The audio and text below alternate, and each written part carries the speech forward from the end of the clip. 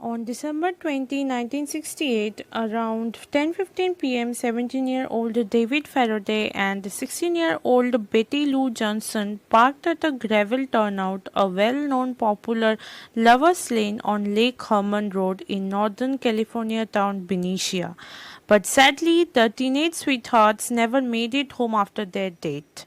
They were found shot to death around like 11 p.m. and from there began the famous reign of Zodiac Killer. From December 1968 to October 1969, the serial killer who came to be known as Zodiac Killer because of his cryptic letters he kept sending to the press and the authorities. He literally plagued the California Bay region. And despite of his clear as water crimes and various clues given to the authorities by the killer himself, the Zodiac Killer was never caught. Although a number of suspects have been named by the law and authorities and different kind of investigations were carried on over the years, but there is no proof, definitive proof as to who is the Zodiac Killer. Nearly 7 months after the attack in Benicia, the Zodiac Killer struck again. On July 4, 1969, another young couple, Michael Maggio and Darlene Ferrin, were shot on Vallejo, California as they were sitting in their car at a golf course. This killer actually called the police from a payphone at around 12:40 a.m. to inform them about the double murder he had just committed. Got a cocky killer. But irrespective of the last attack in Benicia where no one survived, this time actually the guy, Maggio, managed to survive, but he could not give a proper description of the killer. He said he did not remember or he did not properly see the face of the killer. Lucky. On July 31st, 1969, the Zodiac Killer actually sent 3 letters to 3 famous publishers in California, and each of the letters actually had confession about the murders, each murders, and it also had 1/3 of a chipper. And when those 1/3 parts of the chippers were brought together, the chipper actually discussed how much the Zodiac Killer liked killing. And on September 27, 1969 came the third attack. So his third attack was on a couple again. So two college students actually, Cecilia and Brian, were relaxing on the shore of Lake Berryessa, which is 25 miles apart from Napa, California, when they were approached by a man wearing a homemade executioner's mask, claiming that he was a fugitive, like he was convicted in jail and he ran away from jail. So he needed the students' car and money to get away from that place. The Zodiac Killer tied them up and started stabbing them without any warning. The Zodiac Killer then goes on to vandalize Brian's car with a marker, drawing his signature cryptic designs to memorialize his killing before escaping the crime scene. And he then goes to call the authorities from a payphone to inform them about the third attack, giving them some details about the attack. And in the meantime, the victims were rushed to the hospital by some locals, and by some miracle, the boy Brian survived the attack. So till now, the Zodiac Killer only attacked couples. The 3 of his attacks were couples, and that was his pattern. But this time he decides to change the pattern. The 4th attack was on a cab driver named Paul Stein, whom he attacked on October 11th, 1969. He killed Paul by stabbing him, and after killing him, he decides to cut part of the cabbie's blood-stained shirt and stole it.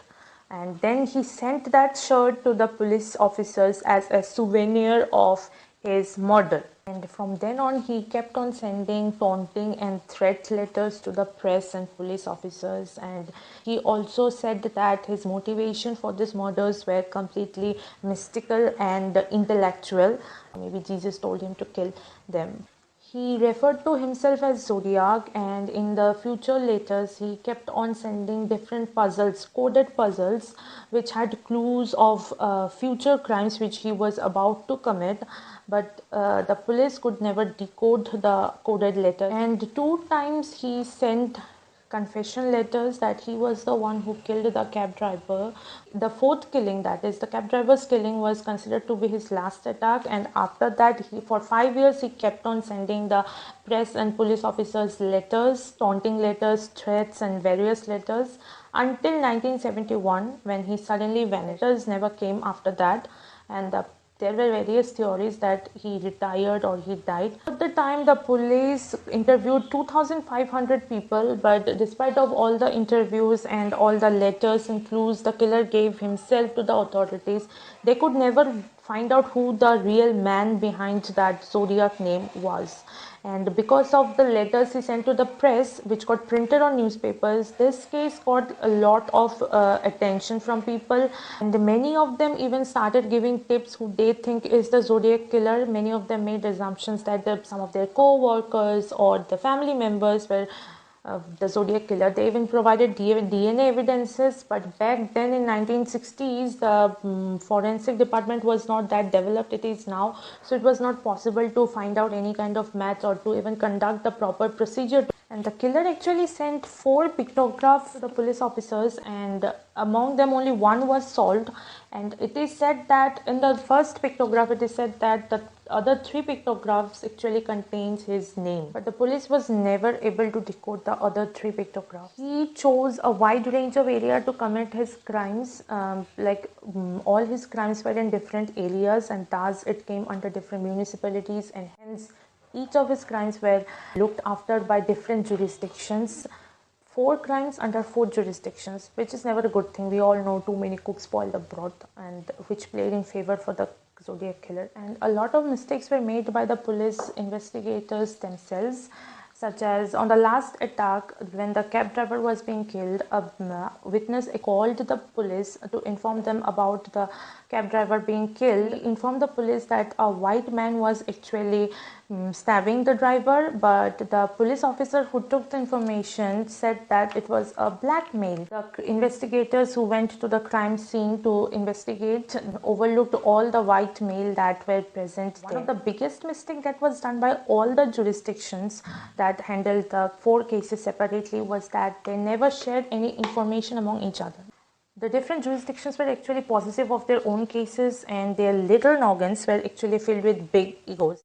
Also, the lack of technology was a big reason behind the killer never getting caught, because there was no FIS, automated fingerprint investigation. Forensics was still in its infancy, and crime scenes were not investigated properly, and also evidences were not stored properly and mishandled. The Zodiac killer had very less body counts for a serial killer. He only had 7 victims, 4 male and 3 females, and 2 of the males even survived the attacks, but that was comparatively very low body count, which made it very difficult for the police to understand his pattern and his motive. Like, if you don't understand the pattern and motive, it automatically makes it difficult to understand who the person is, right?